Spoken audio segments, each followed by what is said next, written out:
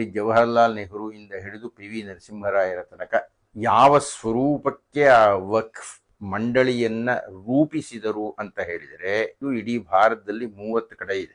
ವಕ್ಫ್ ಮಂಡಳಿಯೊಂದು ಯಾವುದೇ ಆಸ್ತಿಯನ್ನು ಗುರುತಿಸಿ ಇದು ನಮ್ಮ ವಕ್ಫ್ಗೆ ಸೇರುತ್ತೆ ಅಂತ ಹೇಳಿದರೆ ಅದರ ಮೇಲೆ ಫಿರ್ಯಾದೇ ಇಲ್ಲ, ಅದರ ಮೇಲೆ ಪ್ರಶ್ನೋತ್ತರವೇ ಇಲ್ಲ.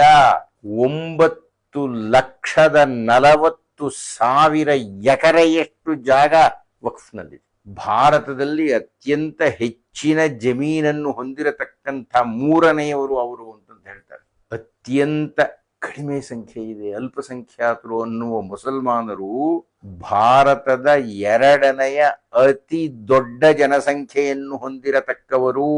ನಾಳೆ ನಿಮ್ಮ ಮನೆ ತಮ್ಮದು ಅಂತ ಹೇಳಿಕೊಂಡ್ರೆ ಆಶ್ಚರ್ಯ ಪಡಬೇಕಾದ್ದಿಲ್ಲ. ಭಾರತ ಹುಟ್ಟಿದಾಗಿ